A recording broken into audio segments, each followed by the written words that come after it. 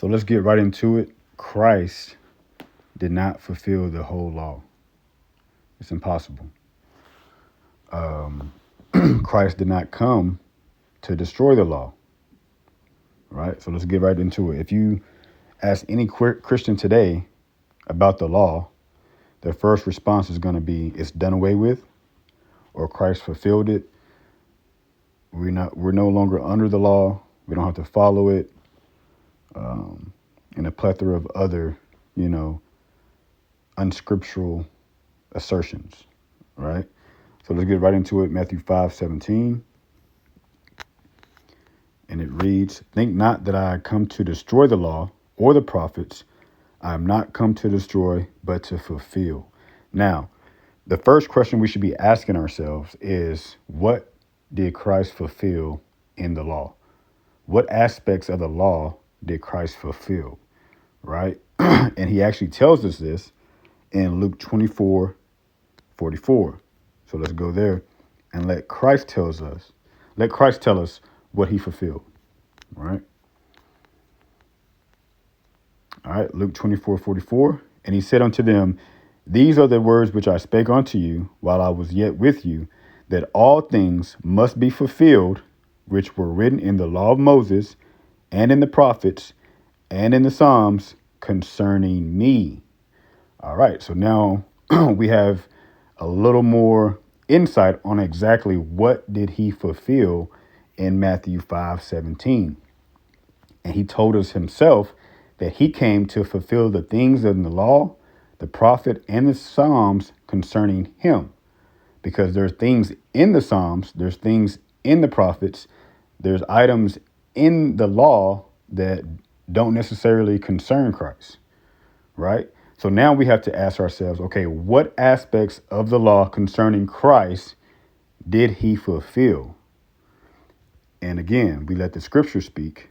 We go to Acts 3:18, and Peter tells us, "But those things which God before has showed by the mouth of all his prophets, that Christ should suffer, he hath so fulfilled."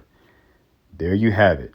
So when we start at Matthew 5:17, and Christ himself tells us that he came not to destroy the law, but to fulfill it, he then later explains in Luke 24:44 that he fulfilled those things in the law, prophets, and Psalms concerning him. Then we have a revelation and insight from the Apostle Peter saying that it was the things concerning his suffering. So Christ's earthly ministry, his rejection, his death, burial, and resurrection was the things that he fulfilled.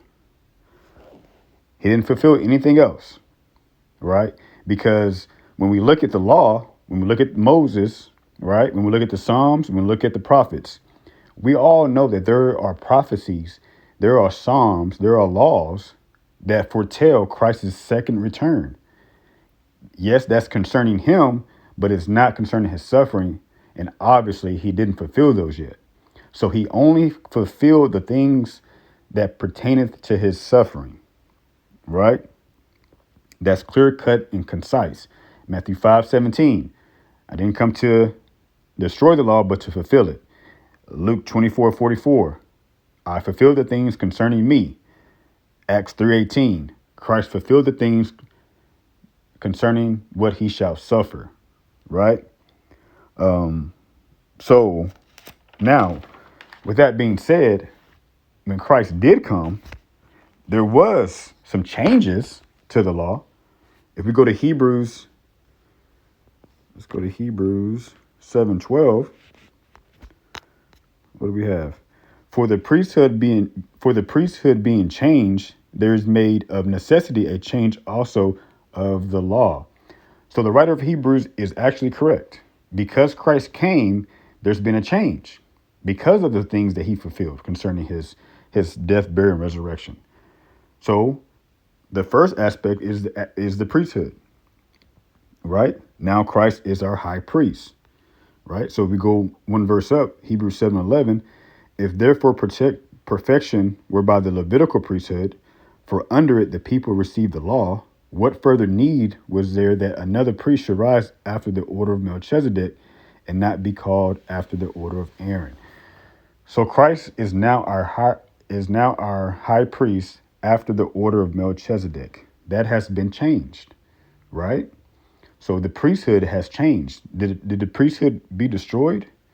No, it changed. It went from the Levitical priesthood to Melchizedek, a more perfect one, right? What also has changed? Let's go to Hebrews again,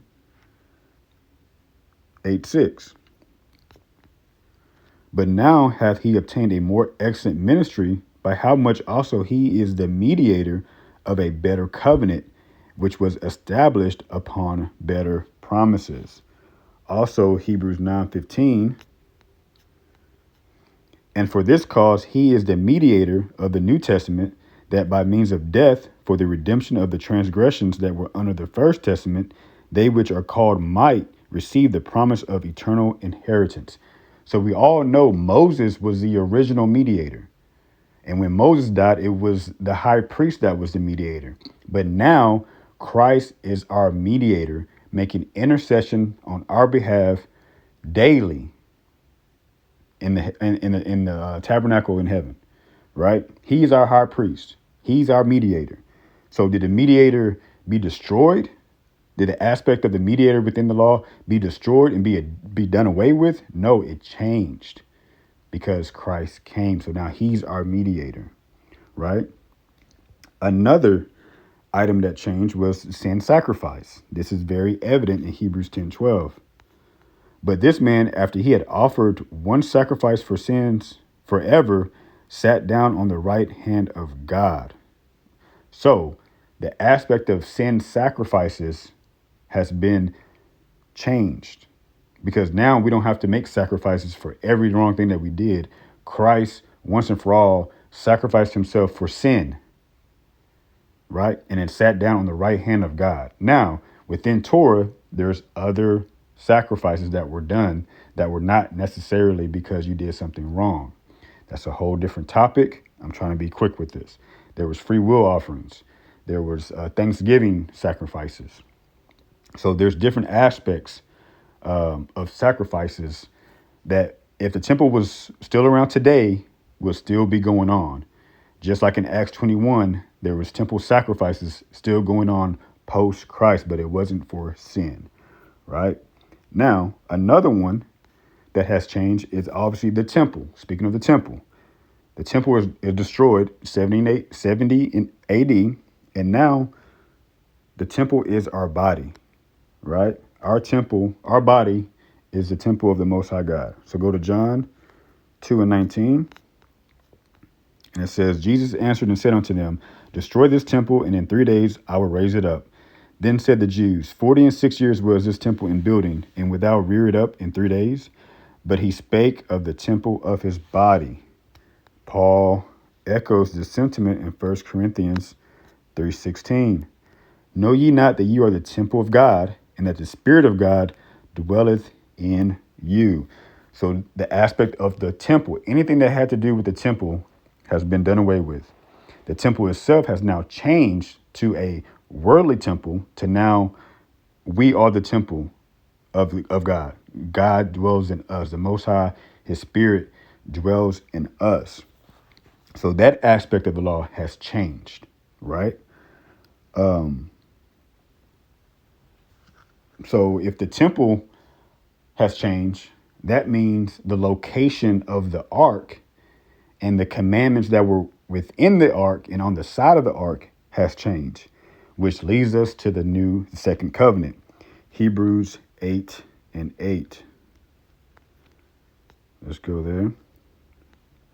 For finding fault with them, he said, behold, the days come, saith the Lord, when I will make a new covenant with the house of Israel and with the house of Judah, not according to the covenant that I made with their fathers in the day when I took them by the hand to lead them out of the land of Egypt, because they continue not in my covenant, and I regarded them not, saith the Lord.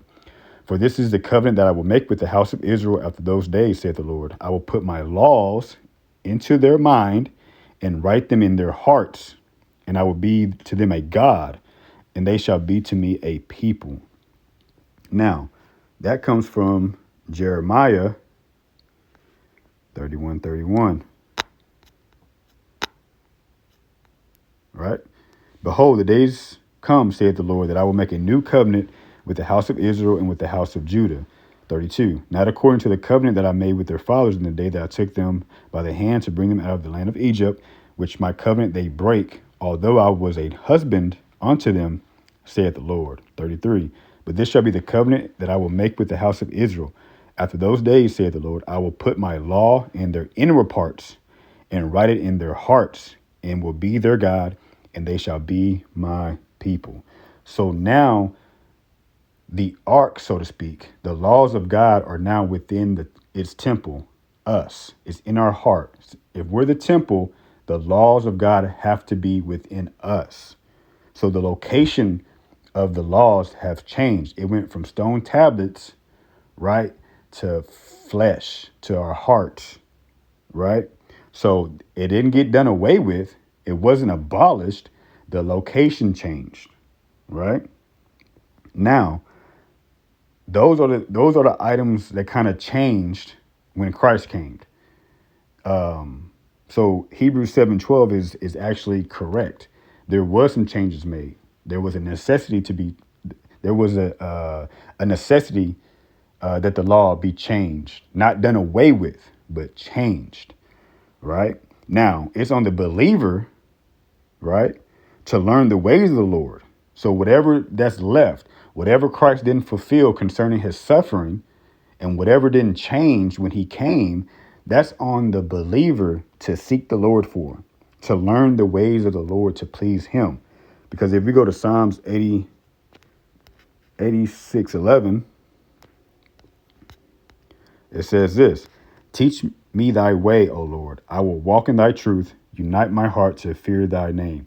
So we gotta seek the Lord to teach us his ways, right? I will walk in thy truth. Now, what is truth? Psalms 119 and 142.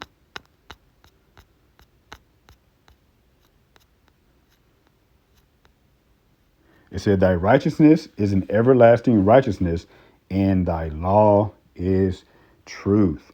So we have to seek out the Lord to know his law, that he can teach us his ways, and so that we can walk in truth, right?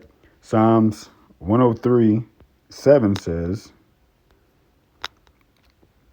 he made known his ways unto Moses, his acts unto the children of Israel. So his commandments are his ways. That's his character. That's what pleases him. That's what displeases him. He's telling us outright what he likes, what he dislikes. Now, if we're a true bride, we're gonna hearken to our husband, right? Because Christ reflects the Father. He's not gonna have a different character than the Father. He's gonna have the same wants, the same needs, the same desires, the same likes, the same dislikes. They're gonna be on one accord. So if we're gonna be a good wife, right? Metaphorically, we have to do those things that please the husbandman, right? Also, this correlates to Hebrews 3:10. Let's bring it back to the New Testament. Wherefore I was grieved with the generation and said, they do always err in their heart, and they have not known my ways. So in their heart, they err because the ways of the Lord was not in their heart. That's why the new covenant, he's going to write his laws on our heart. We have to receive it. We have to walk in it, right? We can't. His ways don't change. His ways do not all of a sudden change because he sent his son. Because his son is only doing the will of the Father. He can only speak what the Father say, right? So we have to keep that in mind, that we have to still be obedient. The Father is the same yesterday, today, and forevermore. He's not changing, right? So, again, to sum it up, Christ did not fulfill the law.